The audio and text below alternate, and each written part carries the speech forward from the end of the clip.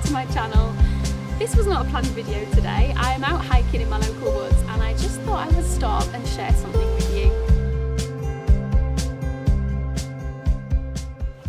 I have decided to hike the Pacific Crest Trail, so the PCT.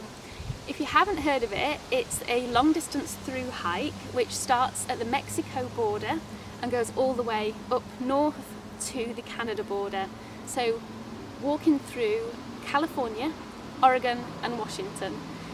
The trek is about 2,650 miles and it should take between 5 and 6 months. I'm hoping to do it in under 6 months.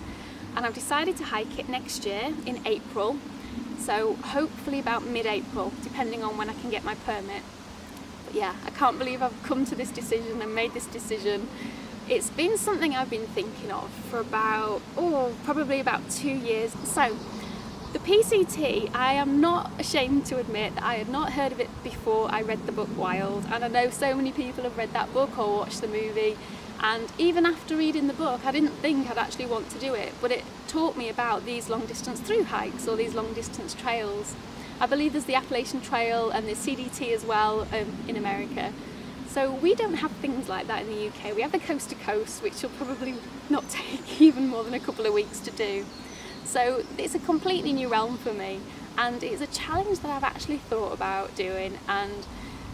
But you know, how do I explain it? I always wanted and thought about doing it, but never thought I'd do it.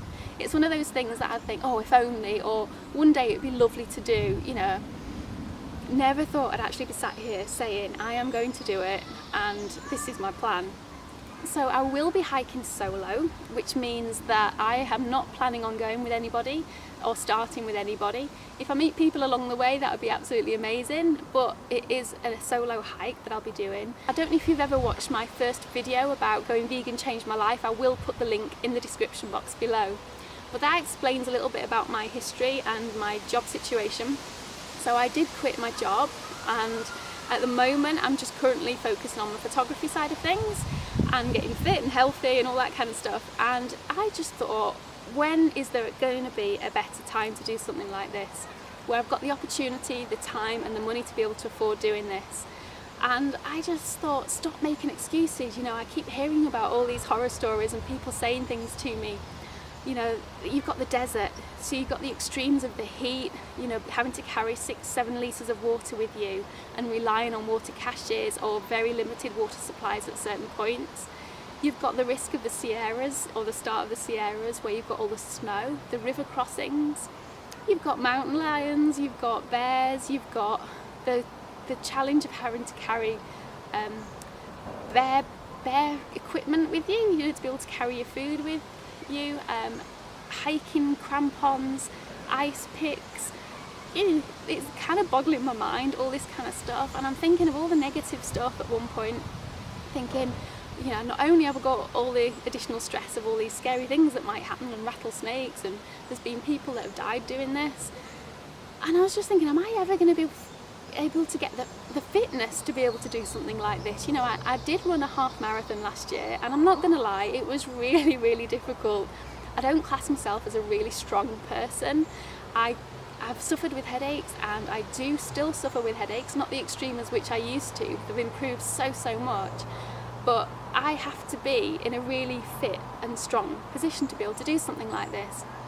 So it's July now, the 1st of July. I've got 9 months to plan and train for this, which I intend fully on utilising. I've already started training, so I'm hiking at the moment. I'm running again twice a week. I do yoga most days. I also go ice skating. I then plan on building in more weight resistant workouts and increasing my hiking, increasing all this kind of stuff as I go. Really looking after my body, my health, my fitness, my nutrition, being as strong and as fit as I possibly can when I hit the trail. And I'm not saying that that will mean I will succeed, because I've heard so many people that are really, really fit and really healthy start this trail, and some of them have even quit after a couple of weeks or got halfway through. And sometimes it's the mental side of it as well that people just think, you know, this isn't for me.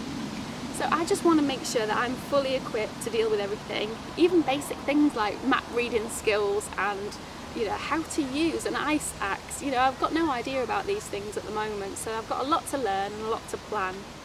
but I'm not going to let anything stop me because it's something I really, really want to do. I honestly believe that if you feel passionate about something, you can make it happen, you can make it work, and that's what I want to do.